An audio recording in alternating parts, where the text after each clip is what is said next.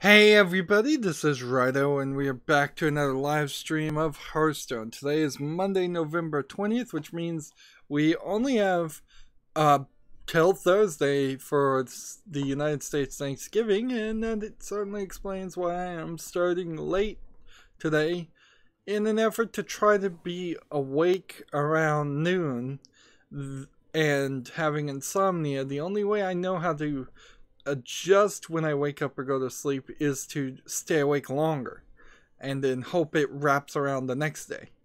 And it doesn't really work, but it's kind of the only effort I know to make.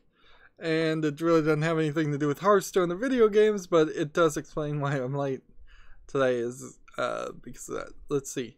We only need 2 things done, so 5 games with the Murloc on ranked play.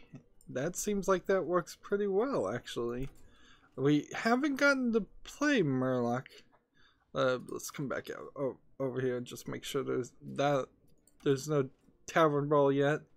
It's been a slow weekend for me, and for the most part it's been a pretty slow weekend for video game news. So I'm not sure there's really going to be too much to talk about anyways, so I imagine we might be able to finish everything in 45 minutes or not. So if people do want to get on and chat, that's fine. If they don't, that's fine too.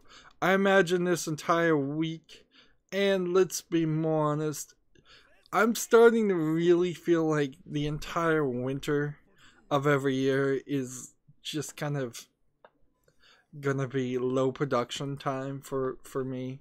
I'm doing some different things this year. I'm working on the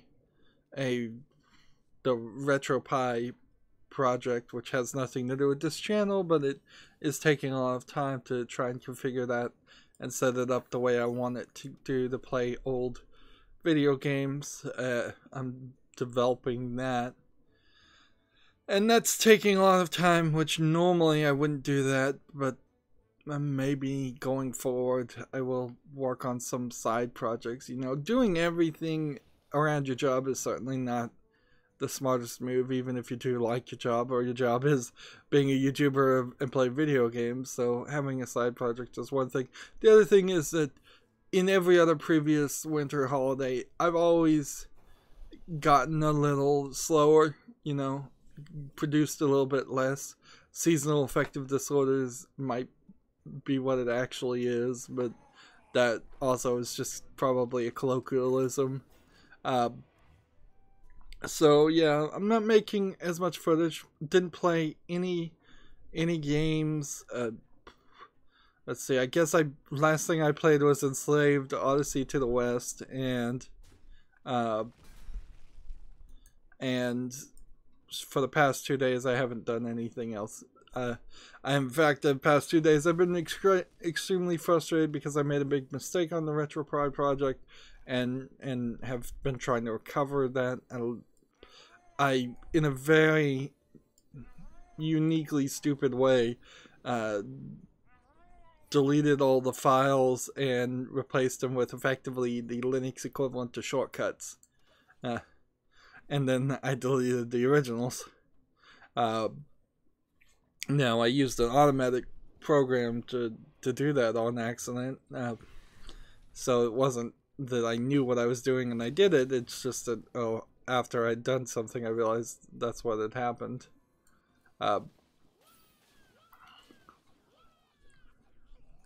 So trying to recover from that. Also, I've been forced into manual labor in the form of decorating for Christmas, and that's something I prefer not to do.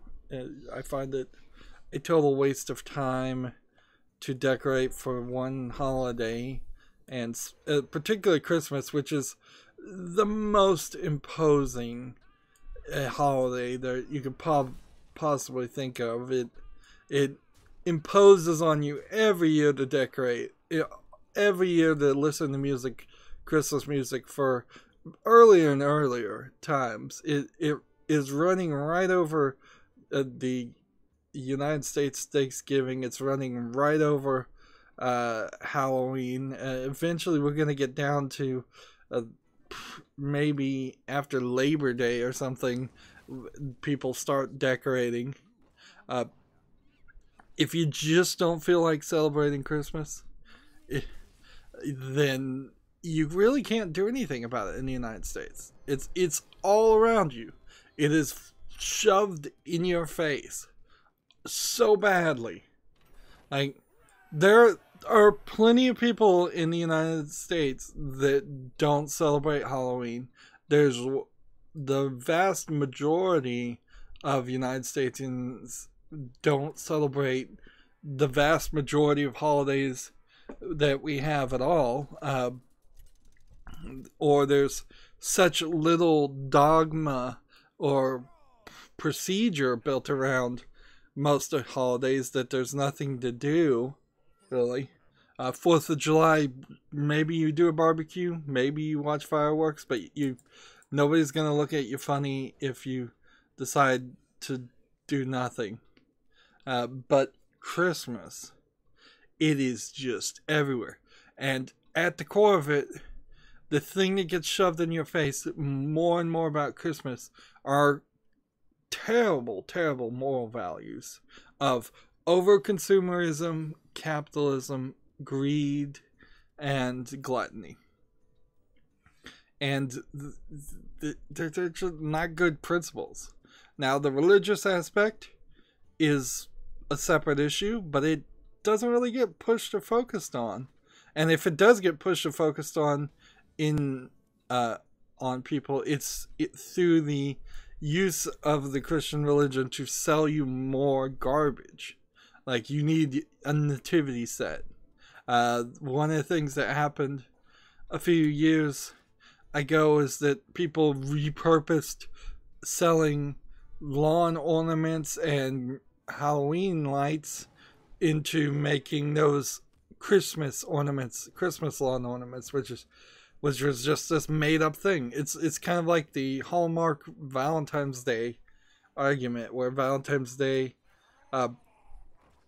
has changed from being a holiday to celebrate your love for somebody you love to now this pushing of you must buy cards, you must buy flowers, you must buy candy, you must buy jewelry. The stores and the people that make commercials, the sellers, continuously push that the only way to express your like or love for anybody is by spending more and more money. And in Christmas's case, it's even worse because it's very themed things. Like, if you're 25 years old and you bought just like a standard set of ornaments when you moved out of your college or something at 20 for your tree, you're kind of pushed, if not expected, to every year buy more ornaments, every year buy a different tree, every year improve upon it some more. It's not like you move into your first apartment and you have your Christmas set and that's all you need ever for your life. It's every year that they're pushing you to get more and more and more, and that's why people with a reasonable amount of age in them, people in their 40s, 50s, typically have way too much Christmas stuff that they've purchased in their life, and a lot of times they have most of it still in their life for this one holiday that's supposed to be one day. And it really gets away from buying all this stuff, and then there's the candy, sugar pushing element too. And I love candy and sugar, but it's not good for you, particularly in the winter months when you're less active, to be eating more candy and sugar. But it's much more acceptable, or pushed to be acceptable, to be doing that and to overeat. Like, the phrase "my presence is your present" is a good one to think about in Christmas. Is really, if you're not doing the religious aspect of Christmas, which honestly there's not actually that much that needs to be done to do the religious Christian aspect of Christianity. You go to a Christmas mass or Christmas sermon. Maybe you set up a nativity. Maybe you light candles for the few weeks before, the few days before Christmas Day. And that's kind of all you have to do. And mostly it's just about understanding the meaning and the reasoning behind that. And so that would be an unobjectionable thing. In fact, things like it's not Passover, it's Hanukkah, and well, Passover too, are much more demanding religious things because there's a lot more dogma and repetition and traditional actions that are asked of you to take. So if Christians celebrated Christmas that way, just thinking about their actual religion, it would be fine. But the vast majority of what you see in Christmas is just pure naked capitalism and greed. It pushes into young people that greed is good. It literally does. It pushes into young people that bribing is acceptable, that children should behave in these seasons, particularly because they're going to get bribed. It doesn't even let the parents take credit for the fact that they're buying gifts for their own kids because they love them. Like the capitalist pushing and the greed pushing of Christmas, it actually makes the idea of showing that you love your loved ones and that you care for them and that you're buying them gifts, it actually pushes things away from that idea, which, I mean, that's just it's just not good. It's not a good idea. It's not a smart idea. Parents, most parents at least, are almost always doing something or buying something for their kids, and their kids don't either know about it or appreciate it, except for at Christmas when they think somebody else is doing it for them. And that's no way to help improve your relationship with your children, and it's no way to raise your kids either, to teach them that if they do good they will be rewarded, which isn't always true, and that the only rewards that are worth having are physical goods. And frankly, young kids, you give them toys, they get bored of it in less than a year. You give them toys almost as a thing that you know they're going to get bored of and they're going to break, just as their learning process. But in that hubbub of buying gifts and you're not left open to push the idea of what I think Christmas should be about, which is it should be about being with your loved ones, saying that you love them, and that shouldn't just happen on Christmas. It should happen all the time. But Christmas pretends like it's all about that, and it just isn't for most people. It's commercials. It's songs on the radio. Songs on the radio to brainwash you, get you in the mood to buy more. The songs on the radio getting played specifically uh, to get you in the mood to buy more. It's purchasing food that you shouldn't eat and you shouldn't have. It's Thanksgiving too is a lot of gluttony, but the idea of Thanksgiving and Christmas are kind of the same. It's about being with your loved ones and showing that, making a special effort on top of what you normally do to show that you love people. And capitalism really gets in there and corrupts it. It corrupts it terribly, and it's this ever-growing thing. And so, personally, I don't like Christmas because of that. It's there is also a lying aspect. Like, everybody around you is lying about something rather ridiculous and rather big for an entire season, just to play along. Like, that's no way to raise your kids, to tell them that lying is okay if everybody does it. Dishonesty should not be a part of any holiday, but people don't want to hear that. People just have this combination of nostalgia and brainwashing, which I don't even know if it's too much about nostalgia. I think it's just straight up brainwashing, that people think they've always done it this way, so they will continue to always do it this way.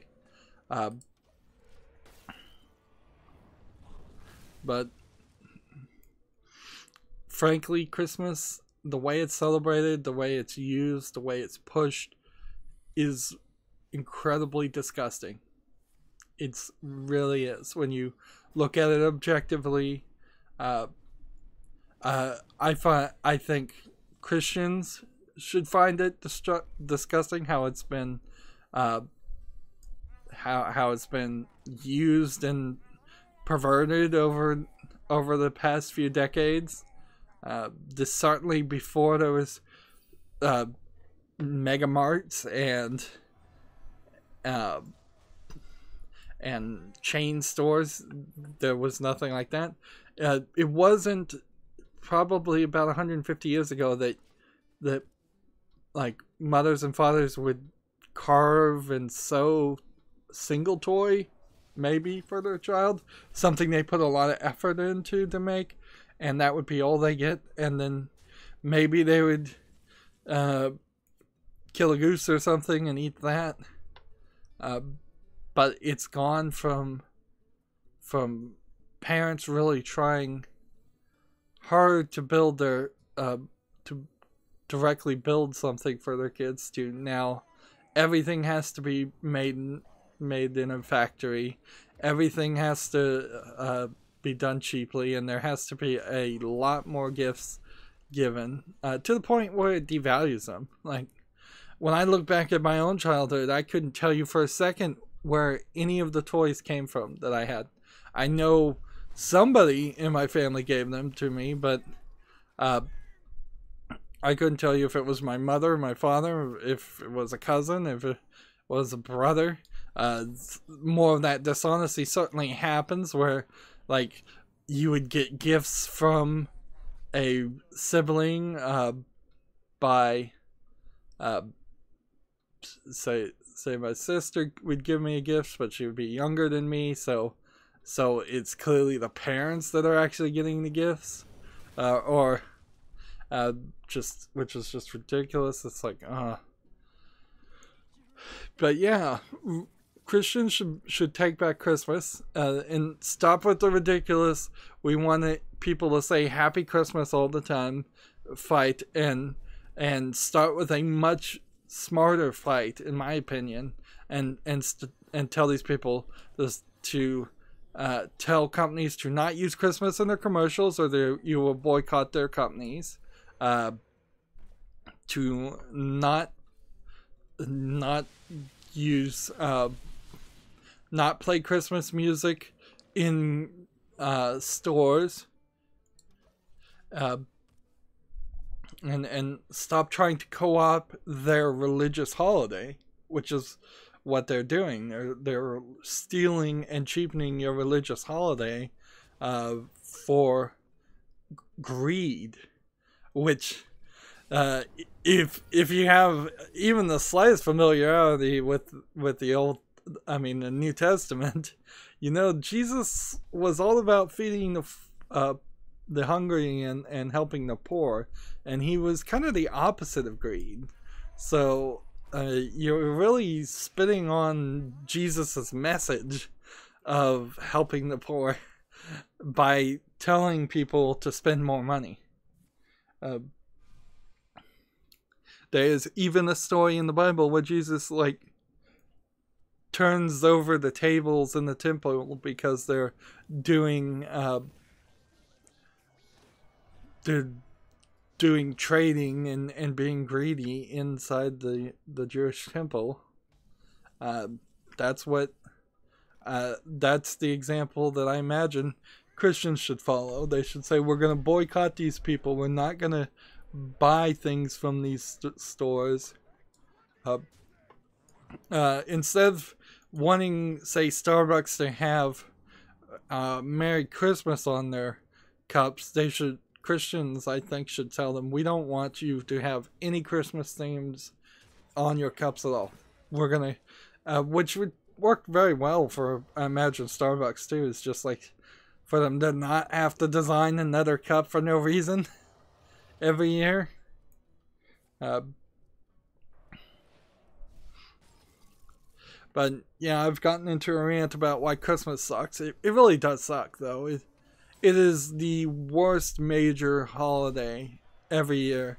It takes a ton of people's time. It wastes a lot of money. And it's all for this artificial high of gift giving, which puts people into debt for the rest of the year. People mostly run up credit cards, and then they have to pay down those credit cards. They probably have gotten their credit cards paid off about a month before the next year's Thanksgiving. And how about you don't do that? How about instead year round you get gifts for people when you actually think about them and you actually care about them? I would much prefer a gift from people that just bought it just because than a gift from people who felt obliged. That's no real indication of whether they care or not. And mostly, in my old age, I just want people here. I just want people around me. As far as presents my presence is your present, is the phrase that I think about a lot. Either people want to be with you or they don't. And trying to bribe people to like you doesn't work. I can almost guarantee from my personal experience it doesn't work.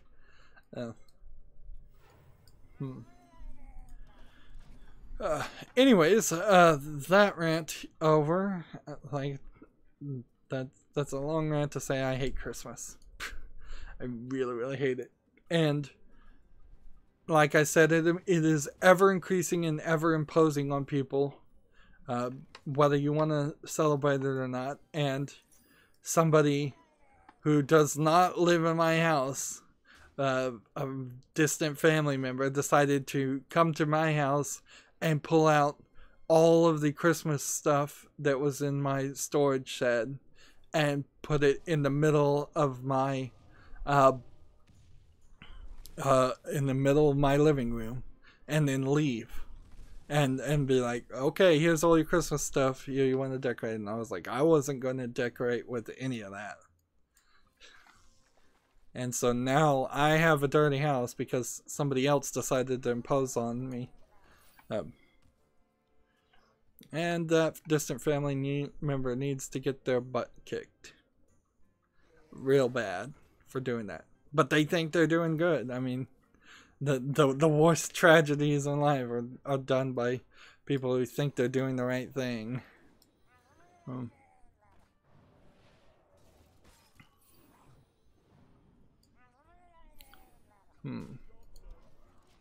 Alright, here we go. Let's start with video game news after that rant. Minecraft had Minecon Earth, and so they're adding tridents, shipwrecks, dolphins, and coral reefs. But I believe they are also thinking or talking about getting rid of the offhand.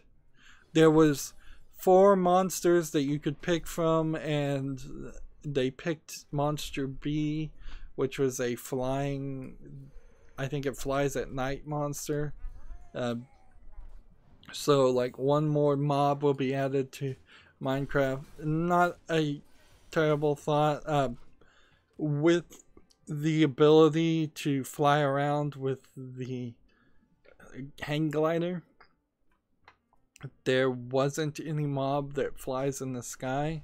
I'm not sure if this creature will actually have a swooping action.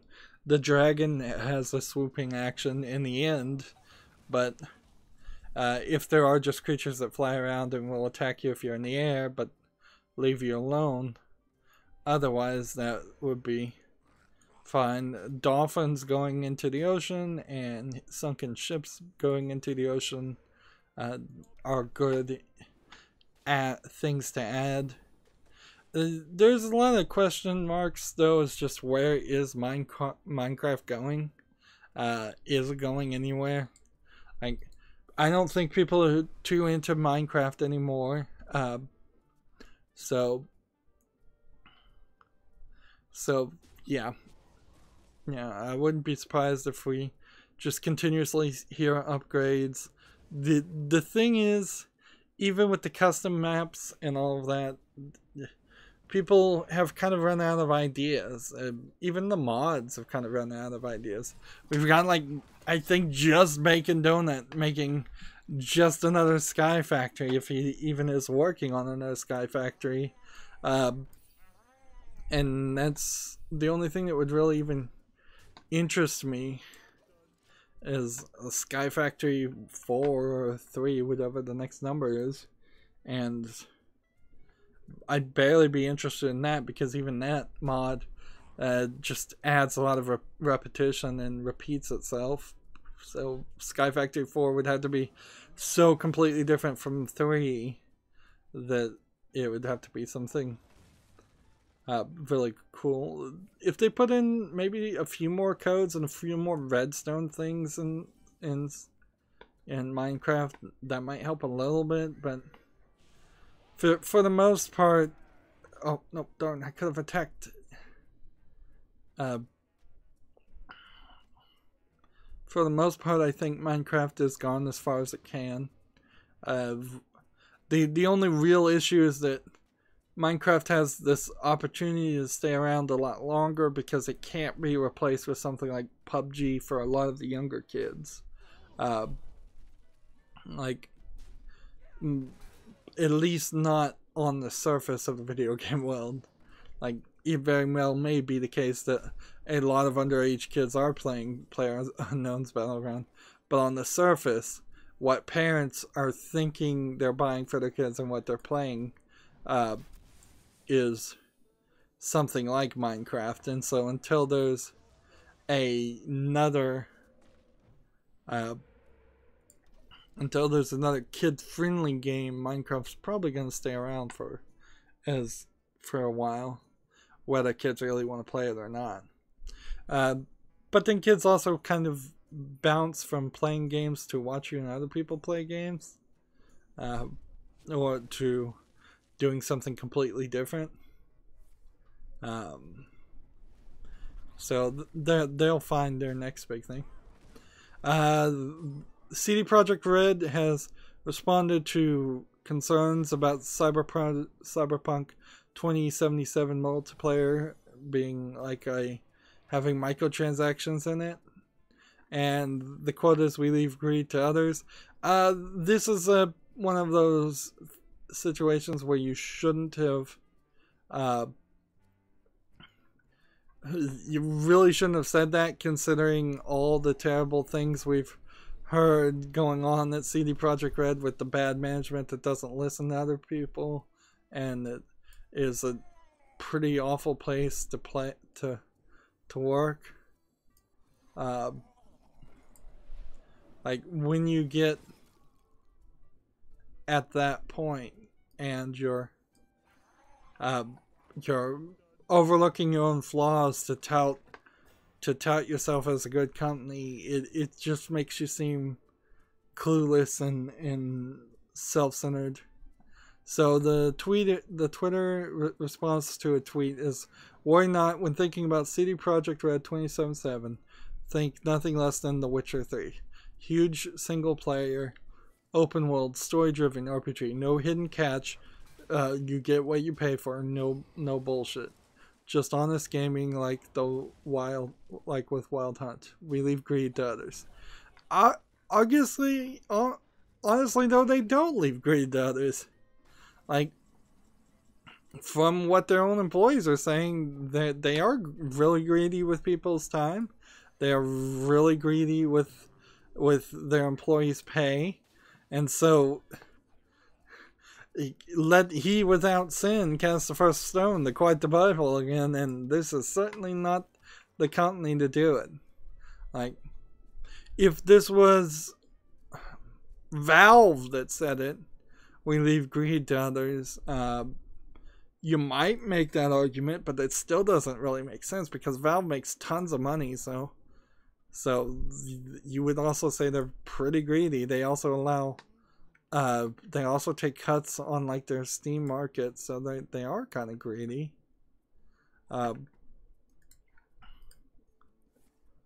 So yeah, like, as a corporation, you shouldn't ever make a statement like that because it's just gonna come back in your face and be a really bad look. So next story, we have a game called Kamachi no Yori Rine Seisi. Seisi, Saisei, probably. It's coming to PC on February 23rd in Japan. It's a PS Vita visual novel coming to Windows PC, so we're seeing more and more of the PS Vita losing support. But, you know, when we see instances of the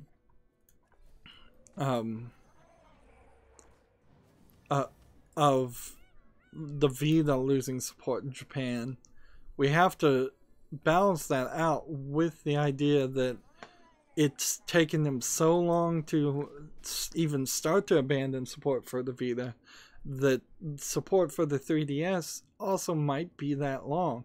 So while there may be no new 3DS games coming out from Nintendo starting even next year, it would be my guess, I bet we see a lot of Japanese companies still pushing out games 3 or 4 years from now. I think in a weird position because I think I accidentally traded the one thing that I accidentally finished a quest that I didn't want to quest. Well, I only need to get 2 things done, so it's already time to switch over to the European server. Like, we'll be back on Wednesday. Thanksgiving happens on Thursday, and then we'll be back on Friday.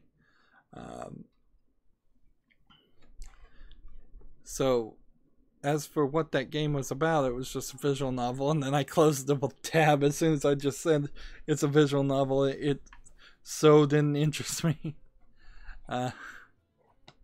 Let's see. I can't trade any of these, so let's just see if we can find a warrior with warrior class cards.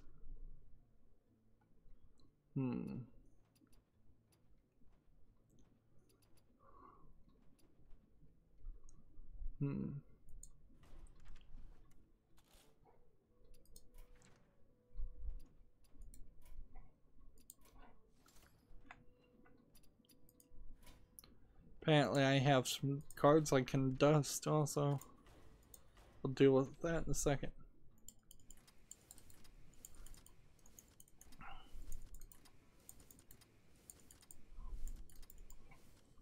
Let's just fill this up with warrior class cards. The cheapest ones we can get. And eventually, we're going to get down to the point where we need to just have custom decks in the European and Asian accounts that are playable to do multiple things. Like play warrior class cards and win victories and probably do something else like my main account has been set up. Eventually that's what we're going to get down to whenever I have enough cards. So the next bit of news is Tiny Metal has been delayed till December 21st. It's a turn-based strategy game where you play small tanks. Small tanks and military people. I guess that is a better artistic style if you are just making a military war game and you're trying to have more of a kid appeal. But at the end you still have a tank war game, which has its own problems on two factors. One, a lot of people don't want to play that, and two, a lot of parents won't want their kids to play something like that. Next story we have Girls Owned Panzer Dream Tank Match launches in English on February 27th in Asia. Wow, 2 tank stories back to back. Girls and Panzer being the German word I believe for tanks, or at least one style of tank, and it's coming in English, but it's launching in Asia on February 27th. There is some weirdness often with the Asian English releases. It normally at least suggests that there's going to be a West release, but it also might just be that they want to translate an Asian game to English so that all the English speaking people in Asia can play it, instead of having to translate it from Japanese, which is usually the original language, to then translate it to Chinese, Korean, Vietnamese, Laotian, Hindi, and that's just like the Russian too. I guess from a United States perspective, I'm not sure whether you call Russian an Asian country or a European country or both or neither. I guess a lot of it just depends on how you feel about it. Mostly I'd say it's neither, it's just its own thing.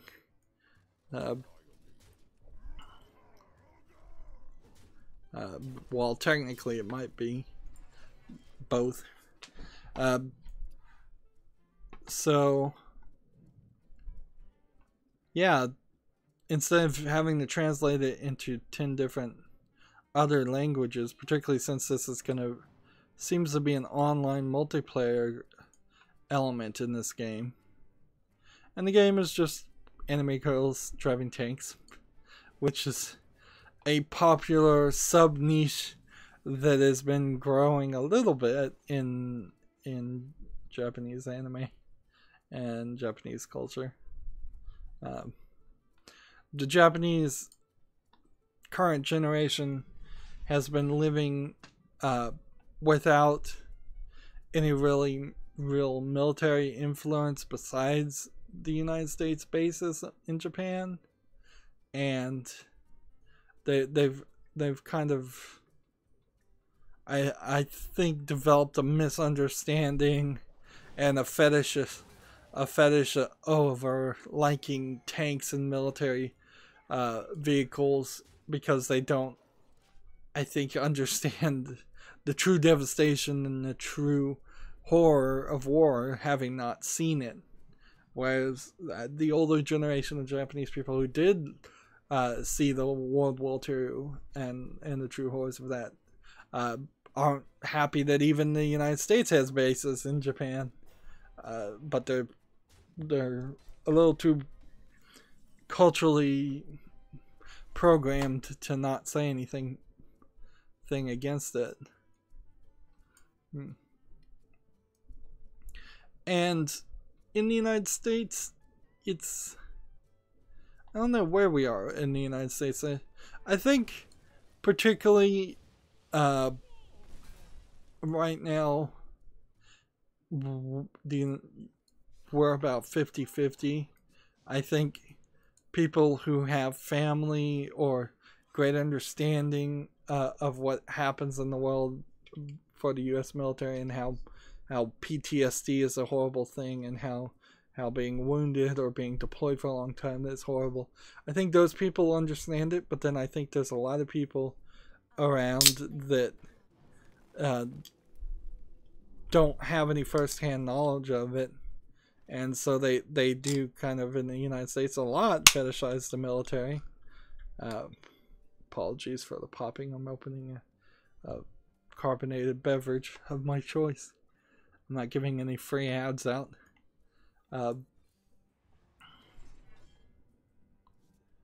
So yeah, I would say it's about 50-50 in the United States.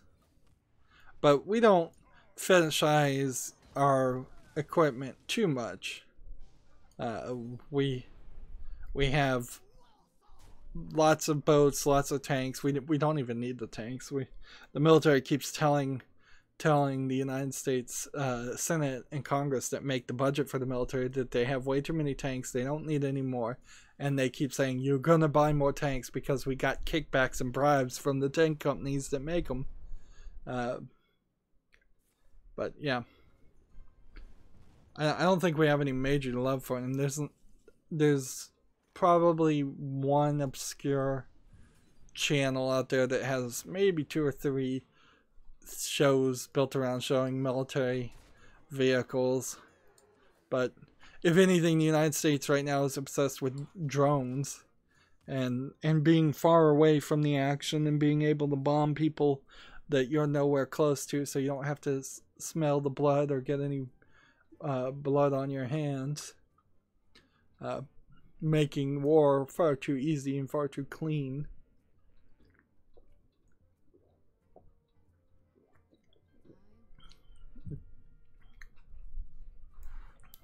But that's not to say I'd want the Japanese to stop their anime girls and tanks and some of their other anime military things. I just would hope that some of the people who write that could use it as a platform to learn themselves and teach themselves that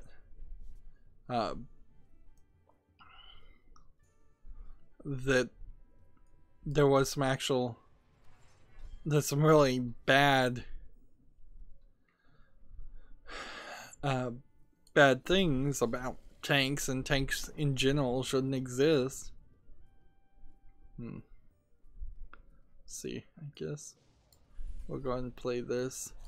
We're trying to play cards. Galgun 2 launches March 15th in Japan.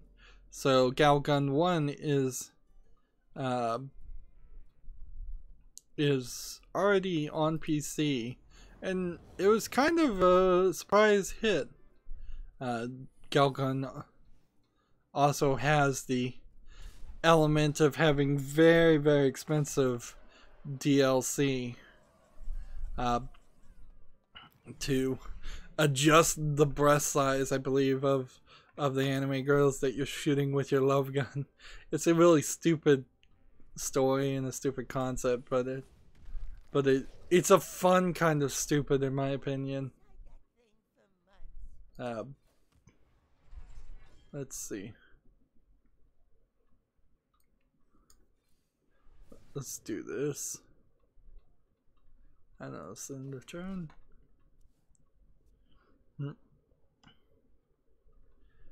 Let's see, and I think the in Galgun, like some people will try to stomp on you. Some of the girls will try to stomp on you if you don't shoot them fast enough. And that was one of the ways you could lose.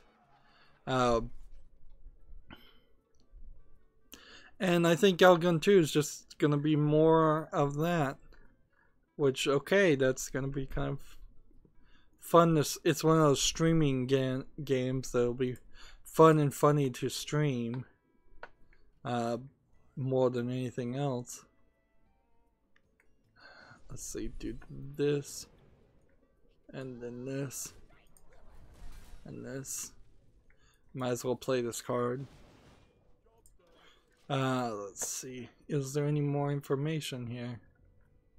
Nope. This article doesn't really say anything new about that game, so we'll skip over that. Maybe the Steam sale is already up for the winter. Maybe, maybe not. Let's go back. Let's go to Steam and see if it's here or not. No, I'm not seeing a Steam like Thanksgiving Black Friday sale yet, so that'll probably happen. But if anything, Steam sales lately have been disappointing, not really worth it affairs. And since I've got so many other Black Friday things, I'll probably end up spending money on buying video games for Black Friday. It's going to be a very hard thing to do. And so far, as far as like console games, I've seen buy one get one half off, which is sales you see throughout the year. Not really great deals. So I heard that GameStop will give you like a $60 Visa gift card rebate if you buy a $60 used Xbox 360.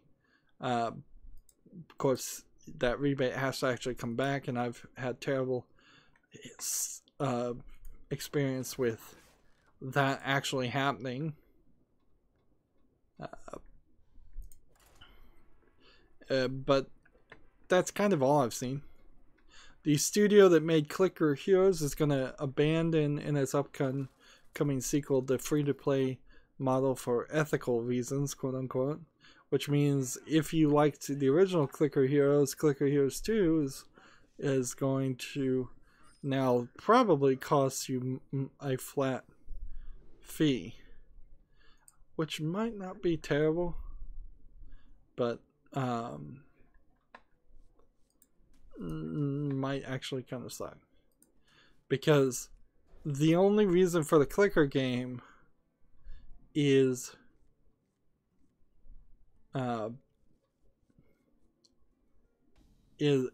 to introduce a very repetitive action of clicking, usually built around the idea of trying to get people to buy speed ups for no reason. If it has no free to play elements in there at all, then the question will be, will this Clicker Heroes 2 then be able... Wow, somebody has Clicker Heroes number 269 at 16 minutes, 15 minutes of just playing Clicker Heroes. Wow, that's almost as bad as me being up to the 800s in Hearthstone.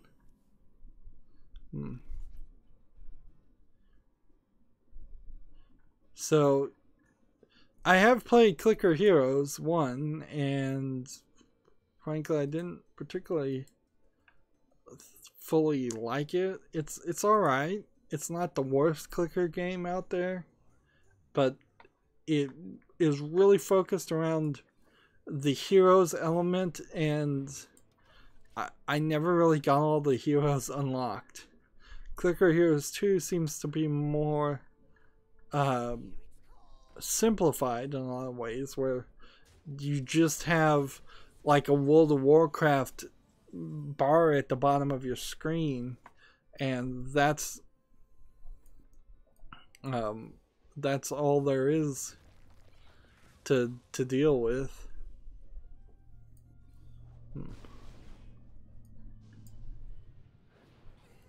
At least that's what the trailer was showing. And you're always running to the upper right in the game, instead of new enemies and clicker on heroes just would appear at the same place over and over again, in the exact same spot, so you could click over and over. Now it doesn't seem like you'd be clicking because you're walking. So unless clicking anywhere on the screen counts as a attack now, it really does feel like the game is not even a clicker game anymore.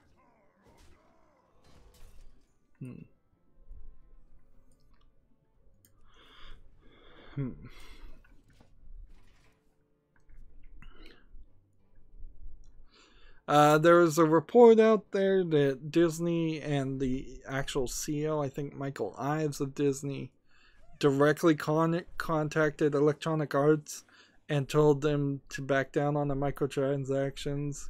I guess this is probably the last of that saga for a while, at least until after Christmas. But certainly Disney was not enjoying their product of Star Wars being dragged through the mud. Let's see.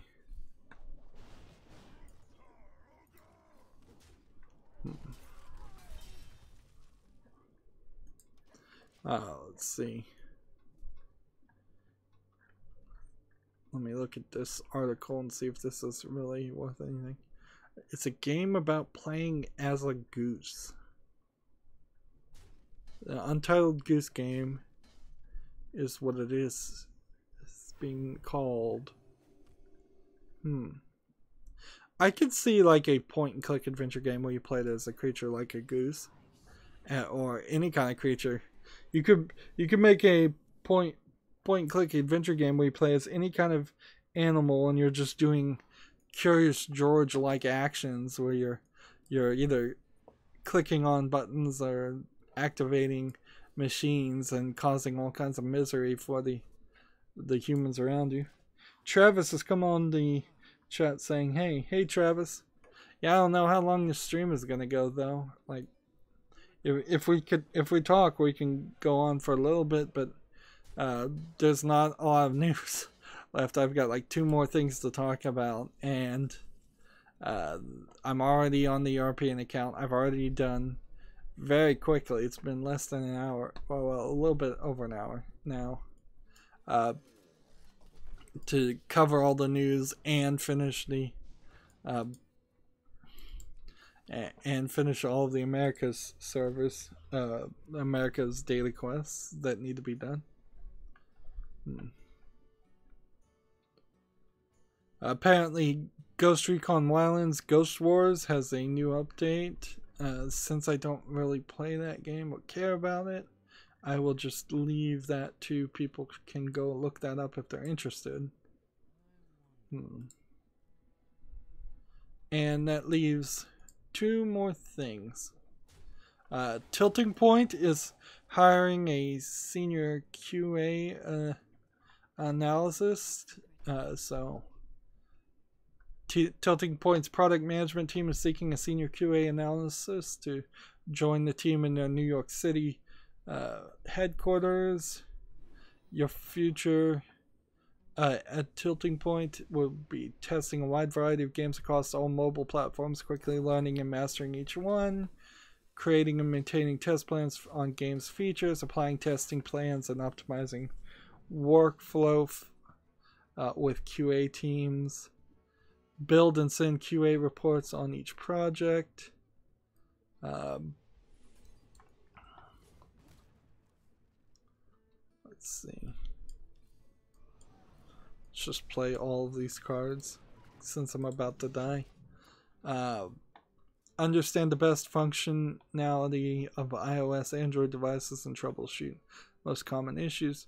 Follow up and complete the test plans drawn up by the external QA lead to pinpoint the bugs. So you'll be a senior QA analysis, but there will be somebody above you in the QA department. However, doing QA for the vast majority of Android and iOS phones gives you a very large test bed of potential problems compared to a console. Or, of course, PC is even more varied. Communicate and prioritize bugs with the external teams, which seems that they're mentioning external teams a lot, which tells me they outsource their QA, which is not a good thing to do, because then the bugs get reported 2 weeks too late. Follow up on bug fixes with the development team. Ensure as much prevention as possible for development team in an effort to minimize the number of functionality bugs. So they don't care about any kind of bug besides a functionality bug. So if it has a visual bug, an audio bug, that's fine by them. Directly support the development team and QA team by reproducing the bugs in real time. Highly process and detail oriented. This sentence is like written totally different than all the other sentences, and that's the problem when you get a list and you're writing things like this, is that you often move sentences around and they don't flow well. So they want you to be highly process and detail oriented in the creation, maintenance, and documentation of test cases. Like, huge mouthful. This should be in the next section that says your XP and skills, which that's unprofessional. Don't put XP, your experience and skills. Like, the last thing on the previous section, though, is the ability to keep in constant communication with the development team.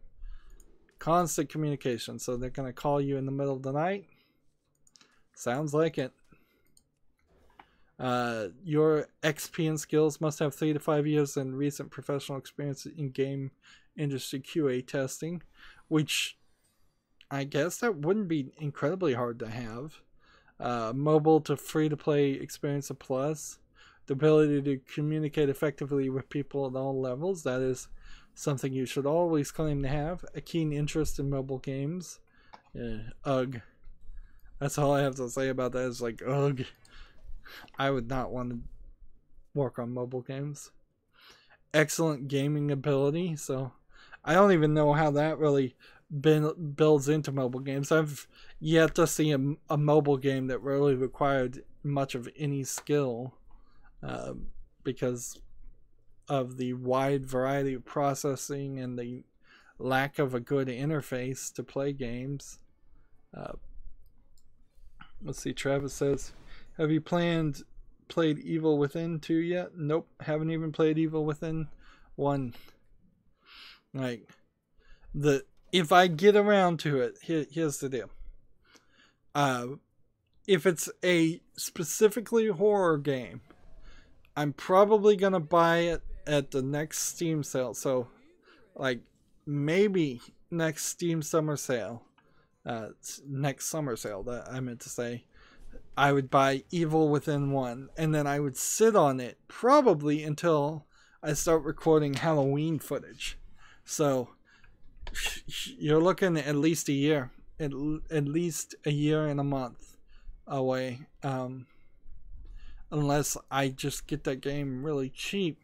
I am slowing down the amount of games I'm playing for 2018 too, and trying to take it a little bit easier and being a little bit more laid back. And because of that, I possibly,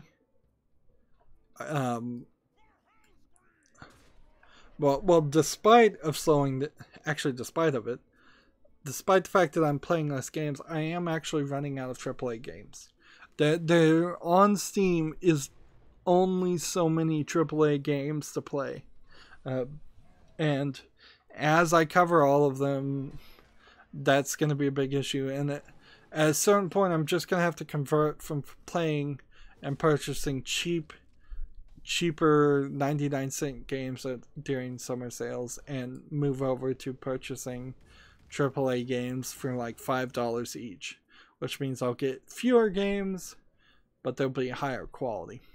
And that's something I will certainly have to struggle with during every future summer sale, every future Steam sale.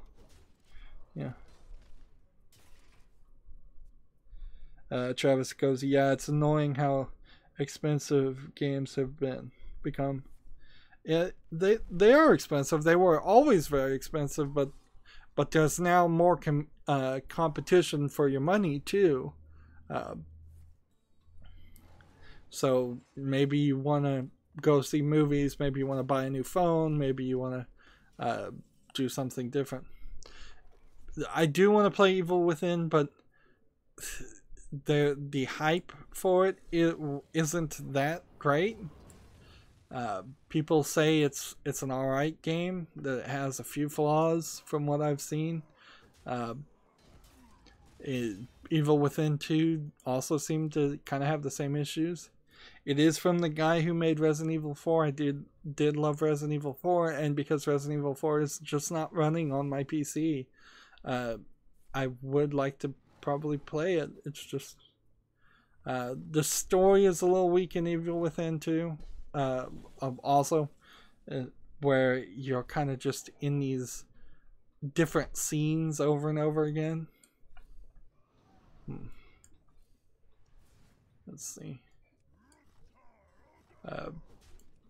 But it's certainly on the list. It's just sadly not a major priority, and that kind of is the case. I wouldn't be surprised if I barely cover 9 or 10 AAA games in all of 2018, because I've gone down to like 30-minute episodes, which means it will take 2 months for me to air one thing.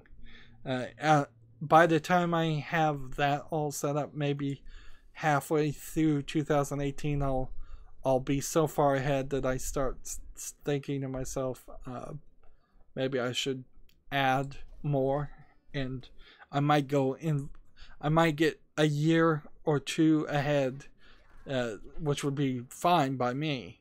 And then I might say, you know what, let's just make some more content, and let's reintroduce some of the time slots that I took out for 2018 and have some more content. Sadly, I won't be doing the Valentine's Day game thing that I did this year, where I played Honey Pop, which was a romance sex game for Valentine's Day, dating game, because the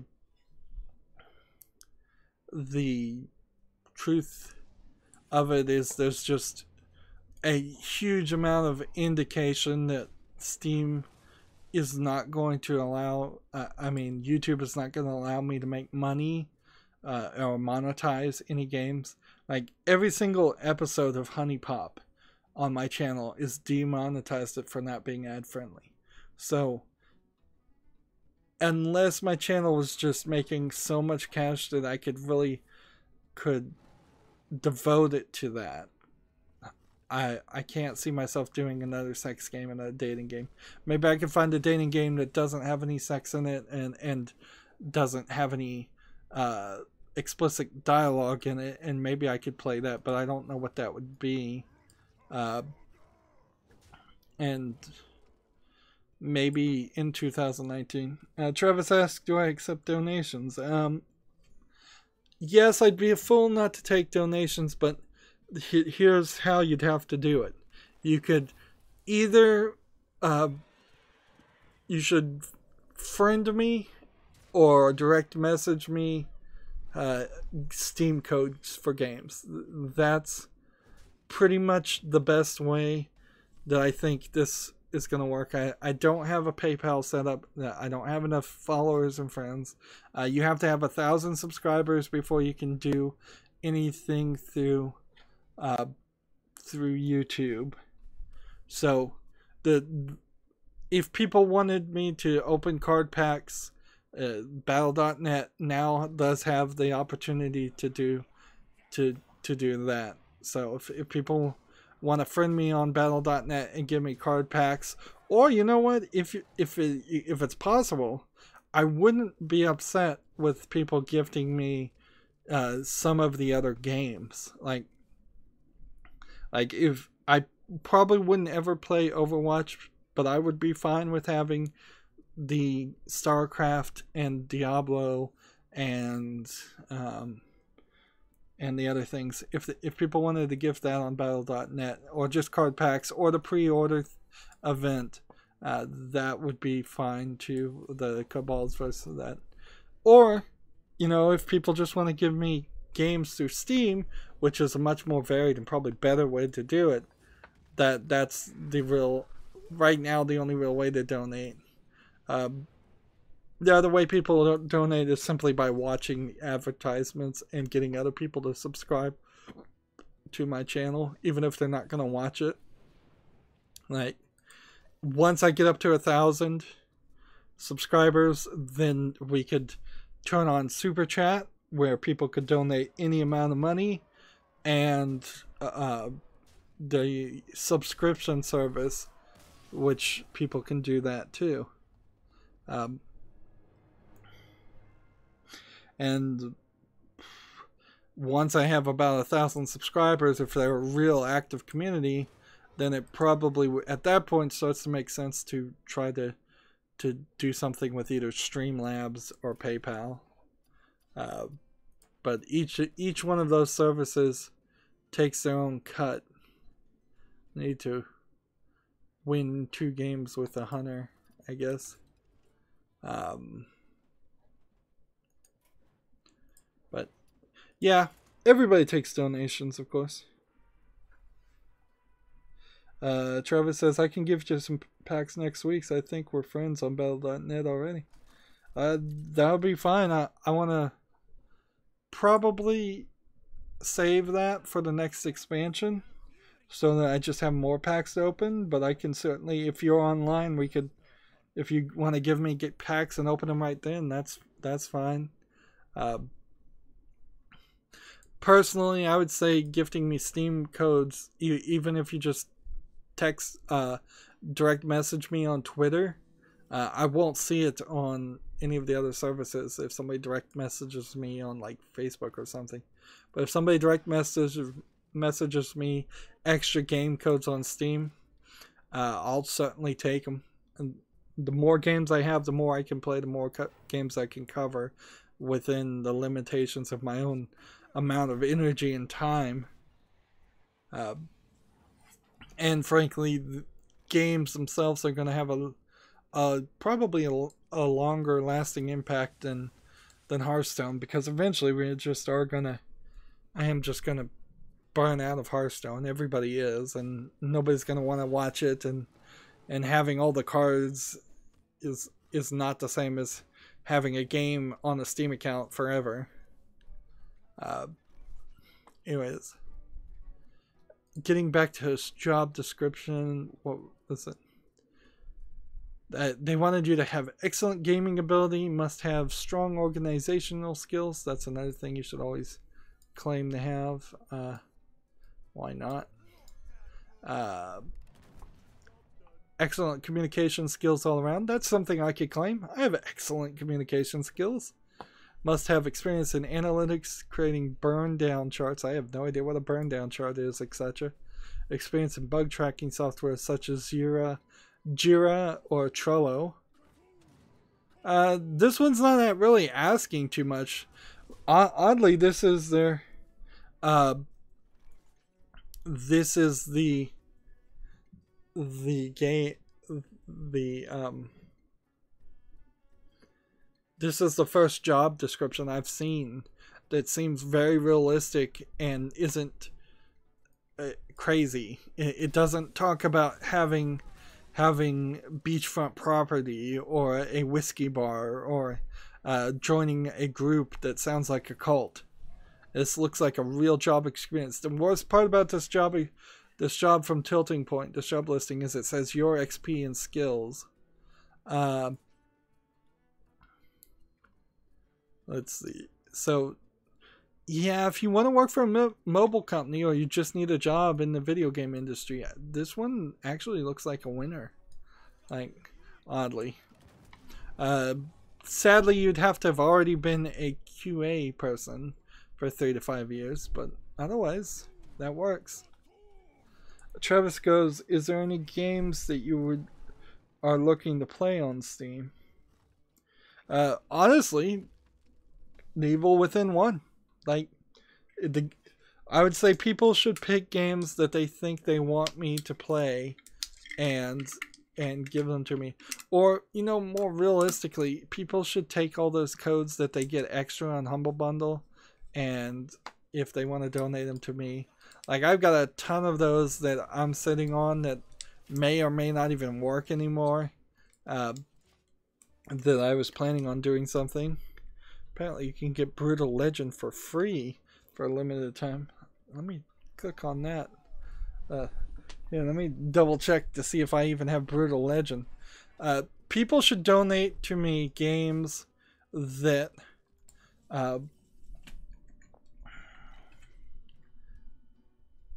yeah, I already own Brutal Legend, but other people should get it for free.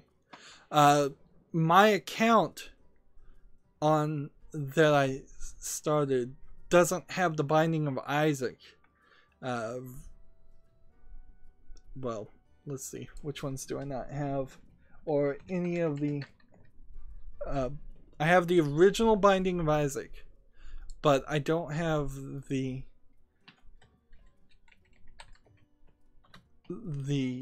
Rebirth.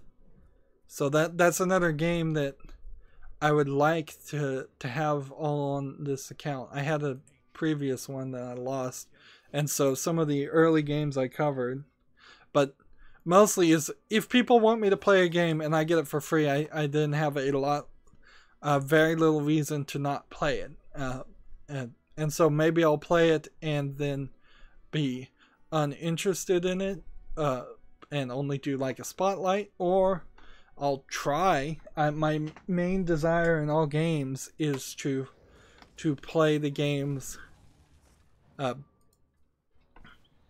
as much as possible. If you friend me, which I think you have to do anyways on Steam, I have the Steam friend link. Once you you friended somebody, or maybe you don't even have to friend people. Maybe you can just see their, if you click on their name and then scroll down from their profile, and their Steam is a mess, you can, I believe, see their wish list.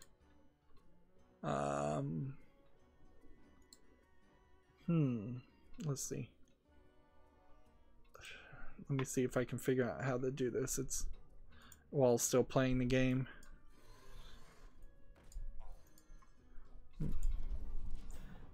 I can't move Steam over to the other window, can I? Yeah, I guess I can here. So, like, I maintain a wish list. So, activity, not friend activity, profile.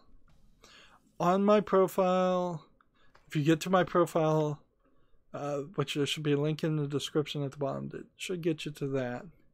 It's http://rydo_of_all. Like, that should take you to my profile page. And from that,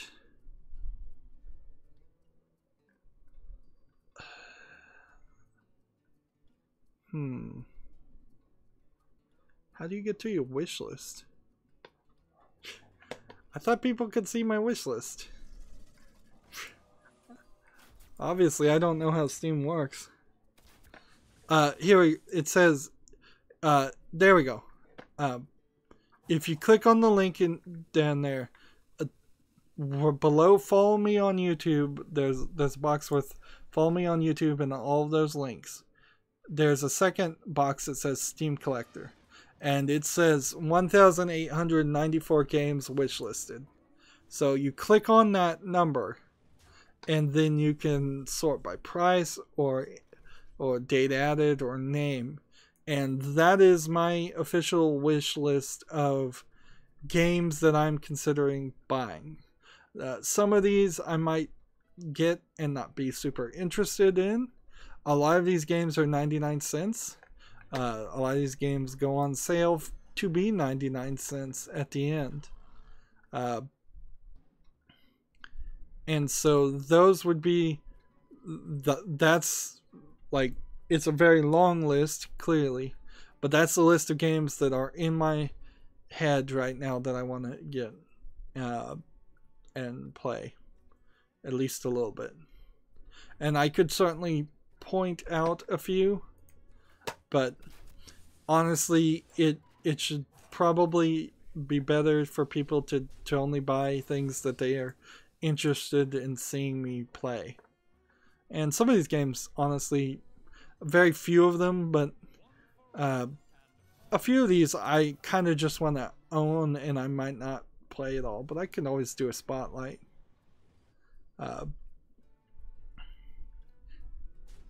But see, I just got something in my inventory, so either somebody gifted me something right now or I just got something. But getting me more games is probably the best thing that ever could happen as far as donations until I get to 1,000. Once I have 1,000 plus subscribers, then I can try and push and make this channel more profitable to the point where I'd be getting like a reasonable paycheck every month or so. But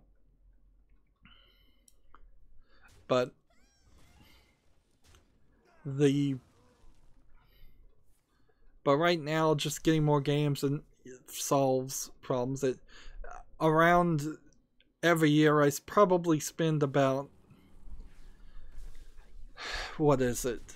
Probably $300 to $600 every year on games that is coming right out of the pocket, out of my pocket.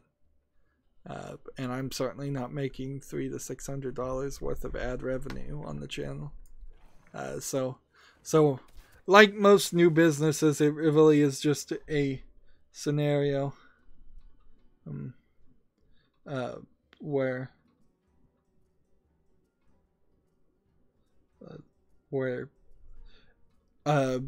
I'm spending money not and trying to lose less money, and I'm not at the point where I'm trying to actually make money. Let's see, and my chat didn't scroll down, so let's see. I have one new friend invite, and we'll accept that. There we go. He's a level 2 thing. And see, I have like inventory things I think I can give to other people. Like, I have a guest pass for the killing floor where I could send this guest pass to people that want to play the killing floor. I have 2 of those for no real reason. Travis says, alright, I'll message you on Twitter about when I can have a good night. I'm off to bed. Also, I sent you a friend request on Steam. My username is okay. Yeah, I got it. Yeah, I want a lot more friends on Steam, but there's not a great reason. Like, not a really great reason to do that. Like, sadly. So I'm on the Humble Bundle store right now. There's no new Humble Bundle, which I guess that's fine. There's a Learn Java Books bundle, which I wouldn't learn Java today's day and age. Let's go over to Twitter's and see what we've got here. Let's see if we've got any messages. No, I don't see any messages on Twitter, so maybe he'll message me later. Like, generally speaking, I know Travis went to bed, but generally speaking, I want people to be as satisfied with donating as possible. So if they want to see me open card packs and donate that, that's fine. If they want to see me play a particular game, donating that game is helpful in that. Last thing I want to do is push people to... I'm already pushing people to help my channel and subscribe and make donations. Last thing I want to do is then tell them how they should donate. Here's an interesting story, because we already had a story by this company, and this is a completely different story. Since I'm back on Twitter, I'm scrolling down to see if anything new happened. It doesn't seem like really anything did besides that thing. So, one last bit of news, and then I think we're gonna wrap up into just post-show play. And in fact, it probably isn't going to be too much of an issue. I just need some victories, and that's what's going to kill me here. The Tiny Metal director is accused of funding a game with money from another Kickstarter. He's been accused by a one-time colleague of taking approximately $1 million that he helped raise on a Kickstarter campaign for one game, the JRPG Project Phoenix, and secretively spending it to make another Area 35's upcoming tactical war game called Tiny Metal. Honestly, this is probably somewhat true and somewhat spurious claims. This is the problem with Kickstarter and just starting businesses in general, is that money laundering happens.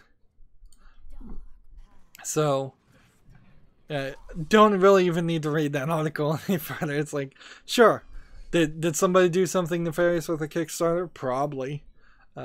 Is he going to get caught or go to jail? Probably not. But that certainly isn't going to help the release of the game Tiny Metal. And then I already talked about this, where the Dragon Ball and Metal Gear Solid voice actress Hiromi Tsuru, T-S-U-R-U, passed away at the age of 57. She played Bulma in Dragon Ball. I was hoping, though, that this would tell you more about her life. She boosted a storied career as a voice actress, landing her first voice acting role at the age of 12 for the anime Lupin the Third. Interesting. She must have played like a child in Lupin the Third, I imagine, at 12. She later went on to become the voice actor of Bulma throughout numerous Dragon Ball seasons and series, including the appearance of many video game adaptations.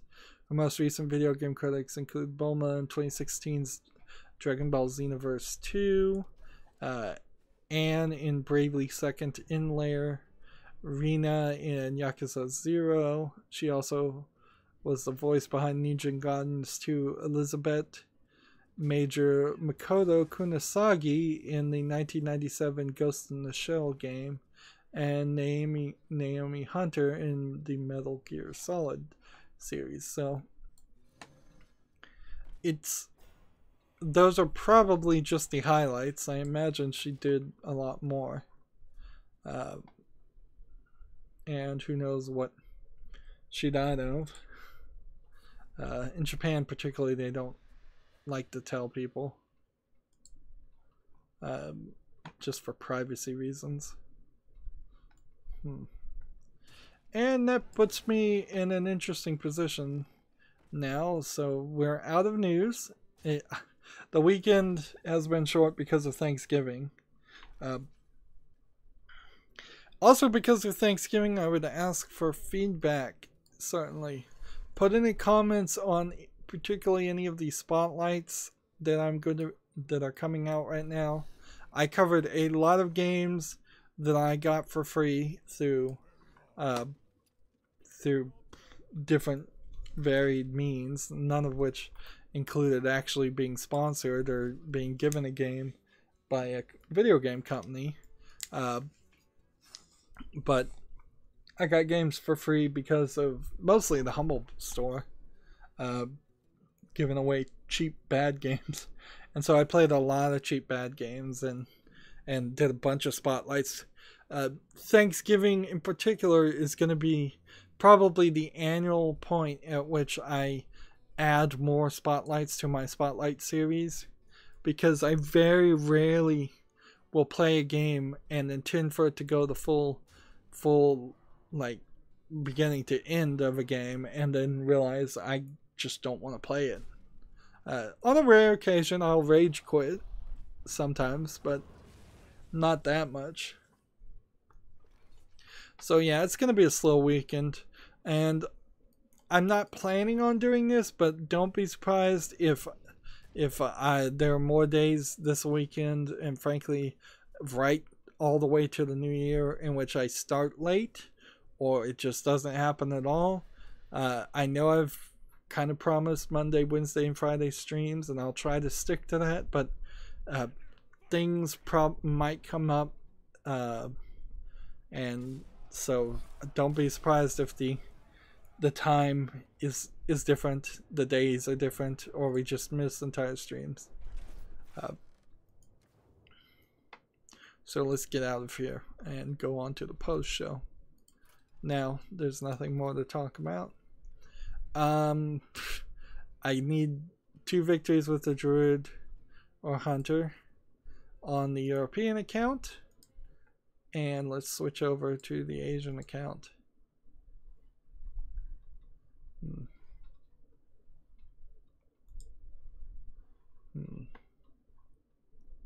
Come on, Asian account.